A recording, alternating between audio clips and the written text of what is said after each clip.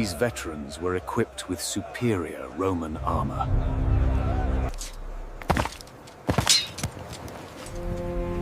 Weapons capture at Trebia and Trasimene.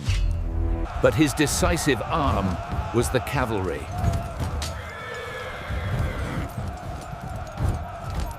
The Numidian light horse.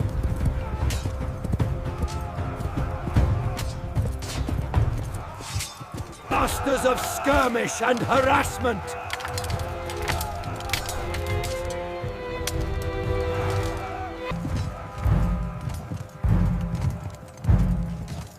The Gallic and Spanish heavy cavalry. Ferocious in the charge.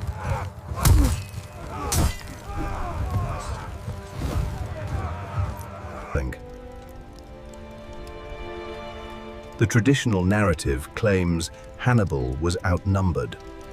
But a closer look reveals a different truth. Rome may have had parity in cavalry numbers, or even superiority. This makes the victory exponentially more impressive.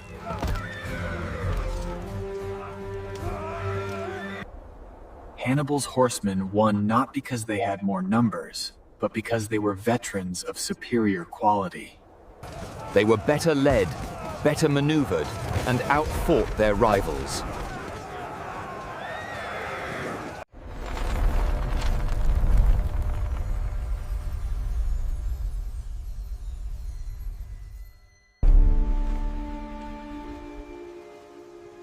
But his true instrument?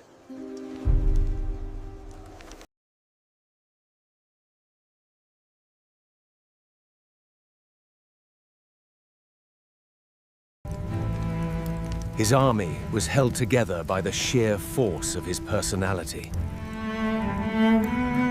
They had utmost faith in him.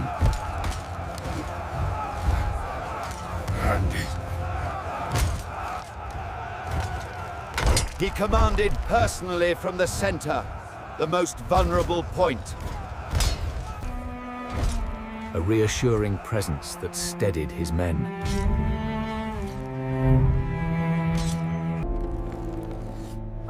But more than that, We demand glory! We demand victory for Rome! He possessed a profound understanding of the Roman soul. He knew their arrogance.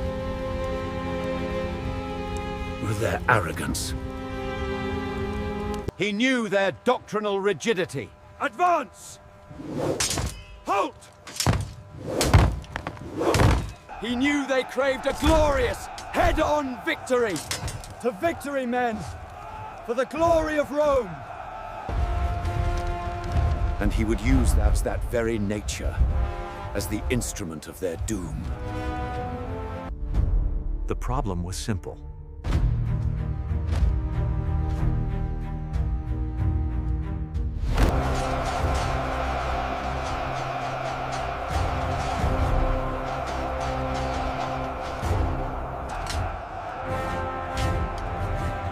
The Roman army was an instrument of immense power. But it was a blunt instrument. They deployed in an exceptionally deep and narrow formation. A human battering ram, designed for one purpose. To smash the Carthaginian center through sheer, irresistible momentum. The consul surveyed his legions, his heart swelling not just with pride, but with a fatal certainty of victory. Hannibal would not stop this force. He would invite it. His deployment was the antithesis of Rome's. It was complex, elastic, and profoundly deceptive.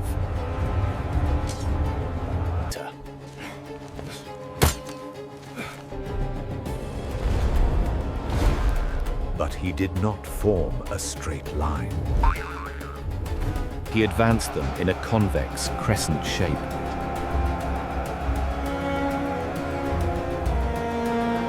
A bulge, pointing toward the Romans. Advance! It was a tempting, vulnerable target.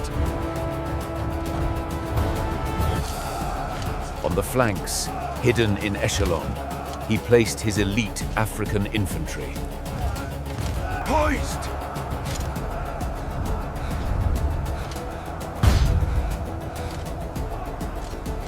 Waiting!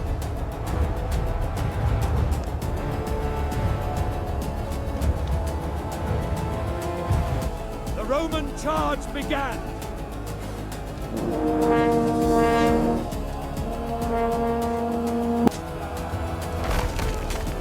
The 50,000-strong phalanx crashed into the Carthaginian crescent. And as Hannibal planned, his center began to give way. The crescent buckled.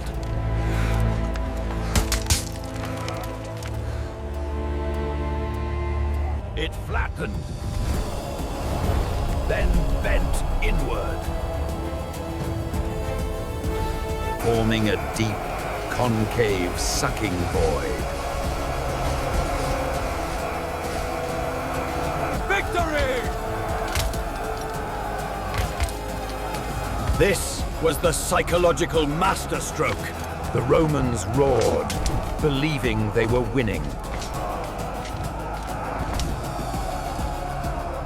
They pushed deeper and deeper, compressing their own formation into a disordered, suffocating mass.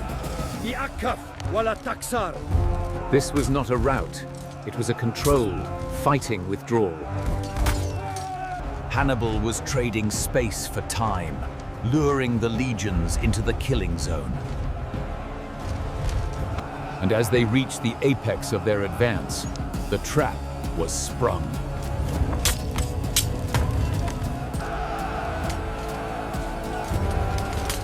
Why did Rome advance so blindly? Because Hannibal was not just fighting an army. Victory! Honor! Crush him! He was fighting a political crisis. I promise to crush Hannibal.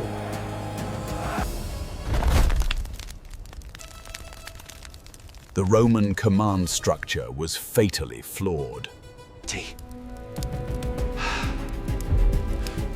It was a bipolar divide in strategy. Lucius Aemilius Paulus, the patrician.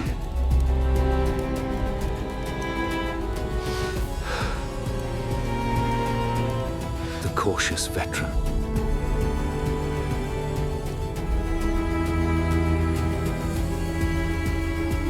He knew the flat ground favored Hannibal's cavalry.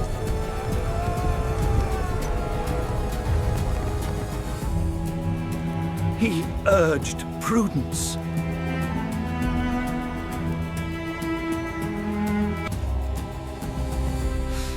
Gaius Terentius Varro, the plebeian new man.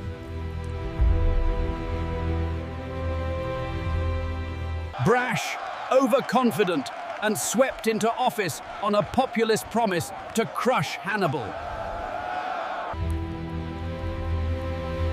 Varro's ambition was fueled by political pressure. He needed a spectacular victory to prove himself.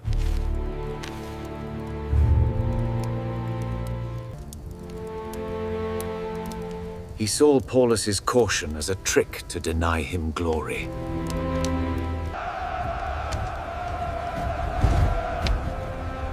Hannibal read this conflict perfectly. He offered battle on Paulus's day.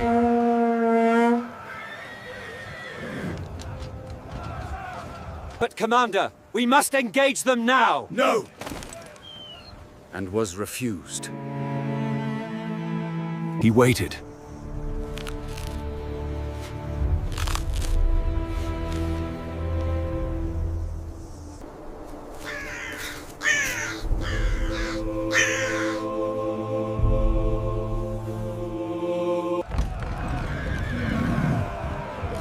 Pharaoh's day of command. The consul was psychologically incapable of refusing a battle that promised to etch his name into history. He ordered the advance, massing his green, inexperienced recruits into that deep, inflexible column. It was a blunt instrument, born of desperation and ego. And Hannibal had just lured it into the center of his trap. The flank! The jaws of the trap snapped shut. The elite African infantry wheeled inward, slamming into the exposed Roman flanks. Behind us! Turn!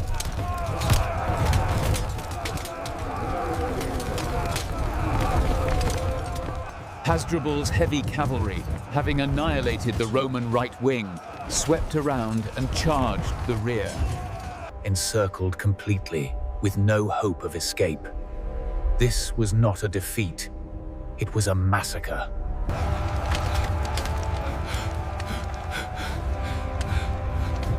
What followed was not war. It was a terminal density crowd crush.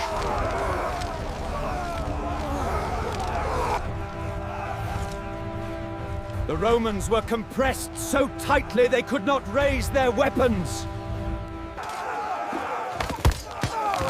Their own mass became their coffin. They were butchered at a rate of 600 men every minute. Livy wrote that corpses were found with their heads buried in the earth, having suffocated themselves to escape the horror. The price was a generation.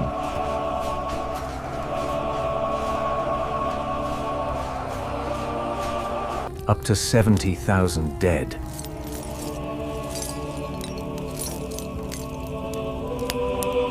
The consul Paulus.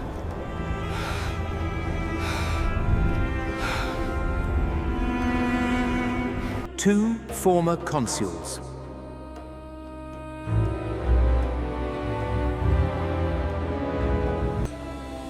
And 80 men of senatorial rank. The Republic was decapitated.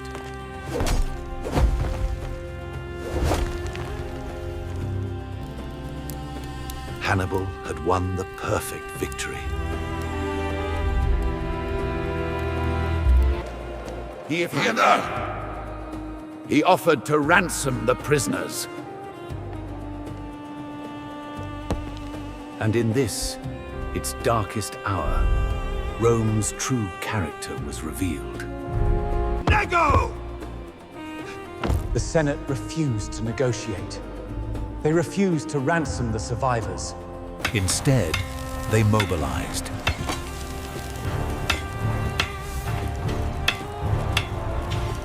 They lowered the recruitment age, enrolled convicts, and freed 8,000 slaves to forge a new army from the ashes. This is the Cannae paradigm.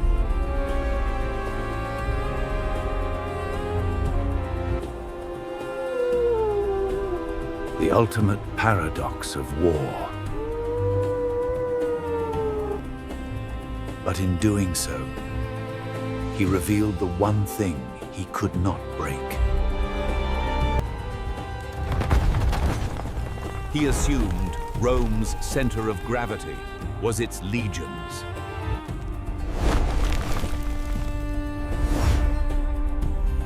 He was wrong. Rome's true center of gravity was its unbreakable political and social resilience. His perfect victory paradoxically ensured his strategic defeat. Cannae, remains the blueprint for the perfect battle of annihilation.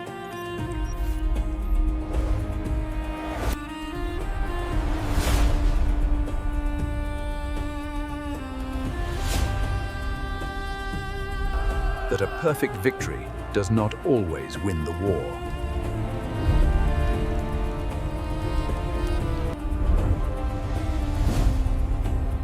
Whose conquest chronicle should we reconstruct next? Nominate a new commander in the comments.